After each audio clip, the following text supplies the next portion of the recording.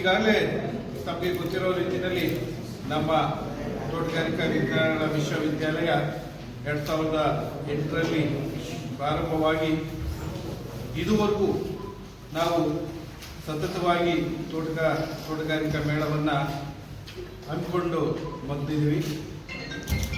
ಅದೇ ರೀತಿ ಈ ವರ್ಷವೂ ಸಹ ಇದೇ ತಿಂಗಳ ಡಿಸೆಂಬರ್ 21, 22, 23 ಮೂರು ದಿನಗಳ ಕಾಲ ತೋಟಗಾರಿಕಾ ಮೇಳವನ್ನು ಹಮ್ಮಿಕೊಂಡಿದ್ದೀವಿ. ಈ ವರ್ಷ ನಮ್ಮ ವಿಶೇಷವಾದಂಥ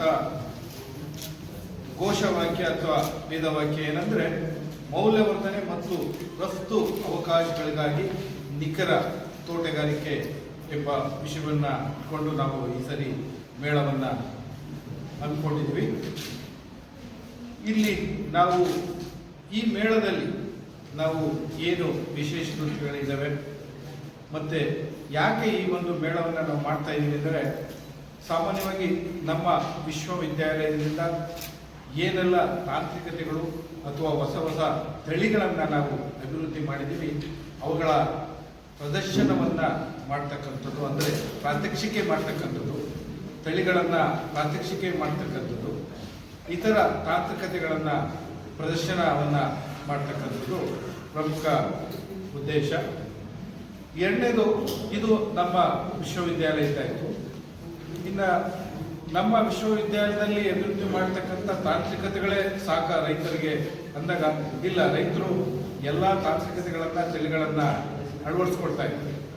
ಹಾಗಾಗಿ ಈ ಮಳಿಗಳನ್ನು ನಾವು ಏಕೆ ಈಗ 400 ಮಳಿಗೆಗಳನ್ನು ನಾವು ಈ ಸರಿ ಹಾಕಿಸ್ತಾ ಇದ್ದೀವಿ. ಅದರಲ್ಲಿ 300ಕ್ಕೂ ಹೆಚ್ಚು ಇದರಲ್ಲಿ ಮಳಿಗೆಗಳನ್ನು ನಾವು ಸರ್ಕಾರದ ಕೃಷಿ ಸಂಬಂಧಪಟ್ಟಂತಹ ಸಂಸ್ಥೆಗಳು ಹಾಗೂ ಖಾಸಗಿ ಸಂಸ್ಥೆಗಳ ಅವರ ಒಂದು ತಾಂತ್ರಿಕತೆಗಳನ್ನು, ಅವರ ಏನು ಅಭಿವೃದ್ಧಿ ಮಾಡಿರ್ತಕ್ಕಂಥ ಉತ್ಪನ್ನಗಳನ್ನು, ಪ್ರಾಡಕ್ಟ್ಸನ್ನು ಅಲ್ಲಿ ಪ್ರದರ್ಶನವನ್ನು ಮಾಡಿ ರೈತರಿಗೆ ಮಾರ್ಗದರ್ಶನ ನೀಡಲಿಕ್ಕೆ ಅಥವಾ ಆ ಒಂದು ತಾಂತ್ರಿಕತೆ ಬಗ್ಗೆ ಮನವರಿಕೆ ಮಾಡಲಿಕ್ಕೆ ಅಂತೇಳಿ ಈ ಮಳಿಗೆಗಳನ್ನು ಹಾಕಿಸ್ತೀವಿ. ಯಾಕೆಂದರೆ ಈ ಮಳಿಗೆಗಳಲ್ಲಿ ನಮ್ಮ ಕರ್ನಾಟಕದ ಎಲ್ಲ ಕೃಷಿ ವಿಶ್ವವಿದ್ಯಾಲಯಗಳು ಈ ಒಂದು ಮಳಿಗೆಗಳಲ್ಲಿ ಪಾಲ್ಗೊಂಡು ಅದರಲ್ಲಿ ಆ ಮಳಿಗೆಗಳಲ್ಲಿ ಅವರ ಒಂದು ತಾಂತ್ರಿಕತೆಗಳ ಬಗ್ಗೆ ಪ್ರದರ್ಶನವನ್ನು ನೀಡಲಿದ್ದಾರೆ.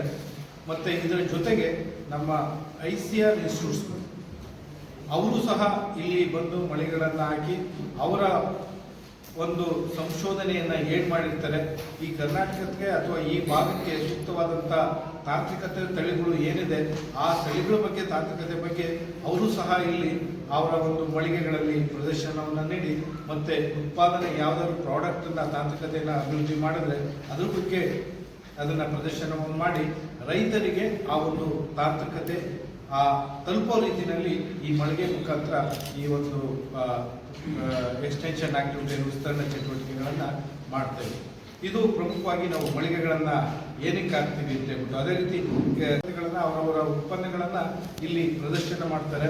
ಅದ್ರ ಜೊತೆಗೆ ಯಂತ್ರೋಪಕರಣಗಳು ನಮ್ಮಲ್ಲಿ ಏನು 380 ಮಳಿಗೆಗಳನ್ನು ಹಾಕ್ತಾ ಇದ್ದೀವಿ. ಅದರಲ್ಲಿ 150 ಹೈಟೆಕ್ ಮಳಿಗೆಗಳು, 150 ಸಾಧಾರಣ ಮಳಿಗೆಗಳು, ಇನ್ನು ಅದರಲ್ಲಿ 40 ಮಳಿಗೆಗಳಲ್ಲಿ ನಾವು ಸಾಕಷ್ಟು ಇತರ ಚಟುವಟಿಕೆ ಇದರಲ್ಲಿ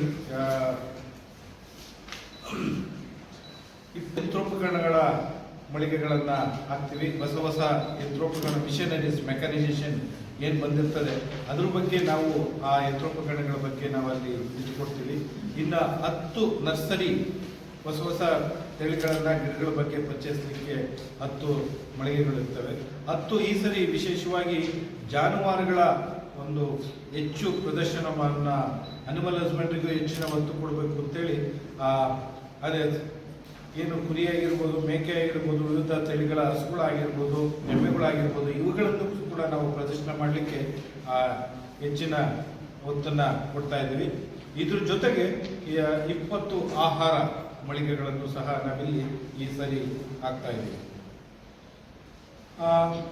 ಇದು ನಾವು ಮುಖ್ಯ ಉದ್ದೇಶ. ಇದ್ರ ಜೊತೆಗೆ ಈ ಎಲ್ಲ ತಾಂತ್ರಿಕತೆಗಳನ್ನು ನಮ್ಮ ಸರ್ಕಾರದ ಸಂಸ್ಥೆಗಳಿಂದ ಆಗಿರ್ಬೋದು, ಖಾಸಗಿ ಸಂಸ್ಥೆಗಳ ಮುಖಾಂತರ ಬಂದಿರತಕ್ಕಂಥ ತಾಂತ್ರಿಕತೆಗಳು, ತಳಿಗಳನ್ನು ಅಳವಡಿಸ್ಕೊಂಡು ಇವತ್ತು ಯಾರು ಪ್ರಗತಿಪರ ರೈತರಾಗಿದ್ದಾರೆ, ನಮ್ಮ ವಿಶ್ವವಿದ್ಯಾಲಯದ ವ್ಯಾಪ್ತಿ ಅಂದರೆ ನಮ್ಮ ವಿಶ್ವವಿದ್ಯಾಲಯದ ವ್ಯಾಪ್ತಿ 24 ಜಿಲ್ಲೆಗಳು.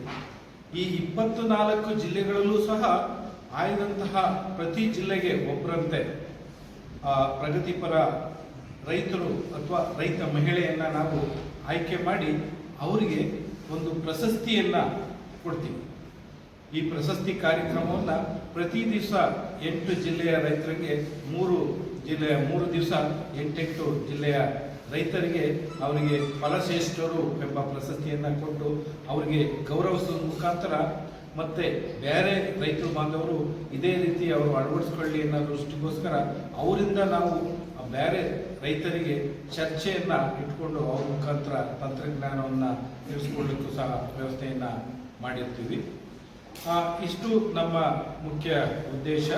ಇದನ್ನು ನಾವು ತೋಟಗಾರಿಕೆ ಮೇಳವನ್ನು ಯಾಕೆ ಮಾಡ್ತೀವಿ ಅಂತ ಹೇಳ್ಬಿಟ್ಟು, ಇನ್ನು ನಮ್ಮ ವಿಶ್ವವಿದ್ಯಾಲಯಕ್ಕೆ ಒಂದು ಪ್ರಗತಿ ಬಂದಾಗ ನಮಗೆ ಎಲ್ಲರಿಗೂ ಗೊತ್ತಿರುವಂತೆ ಈ ವರ್ಷವೂ ಸಹ ನಾವು ಶಿಕ್ಷಣದಲ್ಲಿ ನಮ್ಮ ವಿಶ್ವವಿದ್ಯಾಲಯ ಆಲ್ ಇಂಡಿಯಾ ಮಟ್ಟದಲ್ಲಿ ಇವತ್ತು ಪ್ರಥಮ ಸ್ಥಾನವನ್ನು ಗಳಿಸಿದೆ. ನಾವು ಕಳೆದ ವರ್ಷದಲ್ಲಿ ಏನು JRF ಎಕ್ಸಾಮ್ ಮಾಡಿದ್ರಲ್ಲಿ ಅದರಲ್ಲಿ 18 JRF ಮತ್ತು 42 ನಾನ್ JRF ಮತ್ತು 5 SRF ಪಡೆಯೋದ್ರ ಮುಖಾಂತರ ನಾವು ಏನು ICAR ಮಾಡ್ತಾ ಇರೋಲ್ಲ ಆ ಒಂದು ಪರೀಕ್ಷೆಯಲ್ಲಿ ಈ ವರ್ಷವೂ ಸಹ ಪ್ರಥಮ ಸ್ಥಾನವನ್ನು ತೋಟಗಾರಿಕೆ ಮತ್ತು ಅರಣ್ಯ ವಿಷಯದಲ್ಲಿ ಪ್ರಥಮ ಸ್ಥಾನ ತಗೊಂಡು ಈಗಲೂ ಕೂಡ ನಾವು ಆಲ್ ಇಂಡಿಯಾ ಲೆವೆಲಲ್ಲಿ ಈ ಒಂದು ಎಜುಕೇಷನಲ್ಲಿ ಪ್ರಥಮ ಸ್ಥಾನವನ್ನು ಕಾಯ್ಕೊಂಡಿದ್ವಿ. ಈ ನಿಟ್ಟಿನಲ್ಲಿ ಈಗ ನಾವು ಸಂಶೋಧನೆಗೆ ಬಂದಾಗ ನಾವು ಈಗಾಗಲೇ 50 ತಳಿಗಳನ್ನು ಕೇವಲ ಕಳೆದ 17 ವರ್ಷಗಳಲ್ಲಿ 50 ತಳಿಗಳನ್ನು ಅಭಿವೃದ್ಧಿ ಮಾಡಿ ನಮ್ಮ ವಿಶ್ವವಿದ್ಯಾಲಯದಿಂದ 30 ತಳಿಗಳನ್ನು ಈಗಾಗಲೇ ಆಲ್ ಇಂಡಿಯಾ ಇದರಲ್ಲಿ ಗೆಜೆಟ್ ನೋಟಿಫಿಕೇಶನ್ ಮಾಡಿ ಭಾರತದ ಎಲ್ಲ ಕಡೆನೂ ಇದನ್ನು ಲಭ್ಯತೆ ಇರೋ ರೀತಿಯಲ್ಲಿ ಸೀಡ್ ಪ್ರೊಡಕ್ಷನ್ ಕೂಡ ವ್ಯವಸ್ಥೆಯನ್ನು ಮಾಡಿದ್ವಿ. ಇದ್ರ ಜೊತೆಗೆ ನಾವು 55 ತಳಿಗಳನ್ನು ಲೋಕಲ್ ರೆಕಮೆಂಡೇಶನ್ ಬೇರೆ ನಾವು ಡೆವಲಪ್ ಮಾಡಿ 55 ತಳಿಗಳನ್ನು ಸಹ ನಾವು ಶಿಫಾರಸನ್ನು ಮಾಡಿದ್ದೀವಿ. ಈ ಎಲ್ಲ ಕಾರ್ಯಚಟುವಟಿಕೆಗಳಲ್ಲಿ ನಮ್ಮಲ್ಲಿ ಈಗ ಪ್ರಮುಖವಾಗಿ ಬಾಗಲಕೋಟೆ ಮತ್ತು 10 ಕಾಲೇಜುಗಳು ಕಾರ್ಯನಿರ್ವಹಿಸ್ತಾ ಇದ್ದಾವೆ, 14 ಸಂಶೋಧನಾ ಕೇಂದ್ರಗಳು ಕಾರ್ಯನಿರ್ವಹಿಸ್ತಾ ಇದ್ದಾವೆ, 12 ವಿಸ್ತರಣಾ ಕೇಂದ್ರಗಳು ಕಾರ್ಯನಿರ್ವಹಿಸ್ತಾ ಇದೆ, 1 KVK ನಮ್ಮಲ್ಲಿ ಕಾರ್ಯವನ್ನು ನಿರ್ವಹಿಸ್ತಾ ಇದೆ. ಇದು ಈ ಒಂದು ತಾಂತ್ರಿಕತೆಗಳು ಈಗ ಇನ್ನೂ ಹೆಚ್ಚಿನ ರೀತಿಯಲ್ಲಿ ಹೊಸ ಸಂಶೋಧನೆಯನ್ನು ಮಾಡಲಿಕ್ಕೆ ನಾವು ಇತರ ಸರ್ಕಾರದ ಮಟ್ಟದಲ್ಲಿ ಕೇಂದ್ರ ಮತ್ತು ರಾಜ್ಯ ಸರ್ಕಾರಗಳಿಂದ ನಮಗೆ ಅನುದಾನದ ಮುಖಾಂತರ ವಿವಿಧ ಏನು ಏಜೆನ್ಸಿ ಮುಖಾಂತರ RKY ಆಗಿರ್ಬೋದು, NHB ಆಗಿರ್ಬೋದು, DBT ಆಗಿರ್ಬೋದು, DST ಆಗಿರ್ಬೋದು, ಇವರ ಒಂದು ಸಂಸ್ಥೆಗಳಿಗೆ ಕಾಂಪಿಟೇಟಿವ್ ಮೋಡಲ್ಲಿ ನಾವು ಅದಕ್ಕೆ ಅರ್ಜಿ ಸಲ್ಲಿಸಿ ಸುಮಾರು 55 ಬಾಹ್ಯ ಅನುದಾನ ಸಂಸ್ಥೆಗಳಿಂದ ನಾವು ಪ್ರಾಜೆಕ್ಟನ್ನು ಪಡೆದು ಸಂಶೋಧನೆಯನ್ನು ಮಾಡ್ತಾ ಇದ್ದೀವಿ. ಇದ್ರ ಜೊತೆಗೆ 300ಕ್ಕೂ ಹೆಚ್ಚು ನಮ್ಮ ಇಂಟರ್ನಲ್ ಏನು ಆಂತರಿಕ ಸಂಶೋಧನಾ ಪ್ರಾಜೆಕ್ಟ್ಗಳು, ಯೋಜನೆಗಳು ಸಹ ಕಾರ್ಯವನ್ನು ನಿರ್ವಹಿಸ್ತಾ ಇದ್ದಾವೆ. ಇನ್ನು ಮುಂದಿನ ವರ್ಷಗಳಲ್ಲಿ ತಾಂತ್ರಿಕತೆಯನ್ನು ಬಿಡುಗಡೆ ಮಾಡಲಿಕ್ಕೆ ಈಗಾಗಲೇ 40 ಫಾರ್ಮ್ ಟ್ರಯಲ್ಸ್ ಆಗ್ತಾ ಇದೆ, 23 MLT ಫಾರ್ಮ್ ಟ್ರಯಲ್ಸ್ ಅಂದರೆ ಸಕ್ಸಸ್ ಆಗಿ ಅದನ್ನು ರೈತರ ಜಮೀನಿನಲ್ಲಿ ನಾವು ಟೆಸ್ಟ್ ಮಾಡೋಕ್ಕೆ ಹೋಗಿದ್ದೇವೆ. ಇವು ಮುಂದಿನ ವರ್ಷಗಳಲ್ಲಿ ತಾಂತ್ರಿಕತೆಯಾಗಿ ಹೊರಗಡೆ ಬರ್ತಕ್ಕಂಥದ್ದು. ಈ ಎಲ್ಲ ಕಮರ್ಷಿಯಲೈಸ್ ಮಾಡಿದ್ದೀವಿ ಅಂದರೆ ನಮ್ಮಂತ ಬಿಡುಗಡೆಯಾಗಿ ಈಗ 5 ಪ್ರಮುಖವಾಗಿ ತಾಂತ್ರಿಕತೆಗಳು ಕಮರ್ಷಿಯಲೈಸ್ ಆಗಿದೆ, ವಾಣಿಜ್ಯೀಕರಣವಾಗಿದೆ. ಅದರಲ್ಲಿ ದುಂಡಾಣು ರಕ್ಷಕ ಅಂತಕ್ಕಂಥದ್ದು ಒಂದು ಹೆಚ್ಚಿನ ಈಗ ದಾಳಂಬಿನಲ್ಲಿ ಜಾಸ್ತಿ ಪ್ರಚಲಿತವಾಗಿದೆ.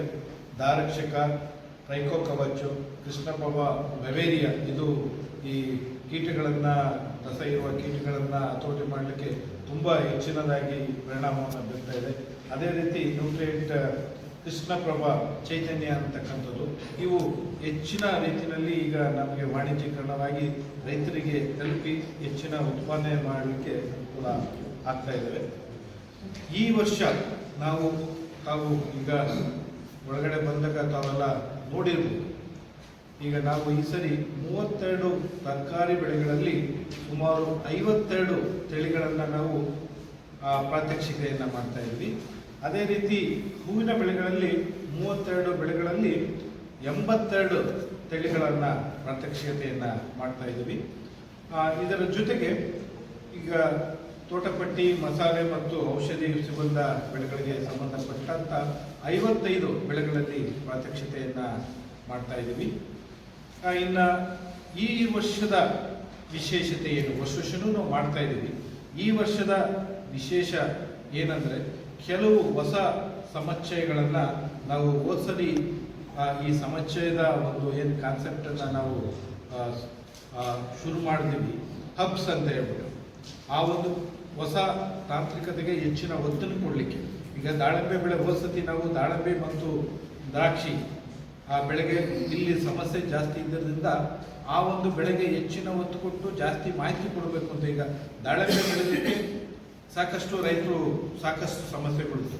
ಆ ಒಂದು ಬೆಳೆಗೆ ಆ ಒಂದು ಬೆಳೆನಲ್ಲಿ ಸಂಶೋಧನೆ ಮಾಡಿರ್ತಕ್ಕಂಥ ಸಂಬಂಧಪಟ್ಟಂಥ ICAR ಇನ್ಸ್ಟಿಟ್ಯೂಟ್ಸು ಮತ್ತು ಬೇರೆ ಕಡೆಯಿಂದ ವಿಜ್ಞಾನಿಗಳನ್ನು ಕರೆಸಿ ಮತ್ತು ಅದಕ್ಕೆ ಬೇಕಾಗಿರ್ತಕ್ಕಂಥ ಪರಿಕರಗಳನ್ನು ಅಲ್ಲಿ ಅದಕ್ಕೆ ಪ್ರದರ್ಶನವನ್ನು ಮಾಡಿ ಸಂಪೂರ್ಣ ಮಾಹಿತಿ, ಅದಕ್ಕೆ ಮಾರುಕಟ್ಟೆ ವ್ಯವಸ್ಥೆ ಆಗಿರ್ಬೋದು ಅಥವಾ ಬೆಳೆ ಉತ್ಪಾದನೆಗೆ ಬೇಕಾಗಿರ್ತಕ್ಕಂಥ ಸಮಸ್ಯೆ ಆಗಿರ್ಬೋದು, ಅದನ್ನು ಮಾಹಿತಿಯನ್ನು ಕೊಡಲಿಕ್ಕೆ ನಾವು ಈ ಸಮುಚ್ಚಯಗಳು ಅಥವಾ ಹಬ್ಬನ್ನು ನಾವು ಶುರು ಮಾಡಿದ್ವು. ಅದೇ ರೀತಿ ಈ ವರ್ಷ ಹೊಸದಾಗಿ ಹೋದ್ಸರಿ ನಾವು ದಾಳಿಂಬೆ ಬೆಳೆ ಸಮುಚ್ಚಯ ಮಾಡಿದ್ವು, ಅದನ್ನು ಈ ವರ್ಷನೂ ಕಂಟಿನ್ಯೂ ಮಾಡ್ತಾ ಇದ್ದೀವಿ. ಅದೇ ದ್ರಾಕ್ಷಿ ಬೆಳೆ ಸಮುಚ್ಚಯನ್ನು ಈ ವರ್ಷ ಕಂಟಿನ್ಯೂ ಮಾಡ್ತಾ ಇದ್ದೀವಿ, ಅದನ್ನು ಮುಂದುವರಿಸ್ತಾ ಇದ್ದೀವಿ.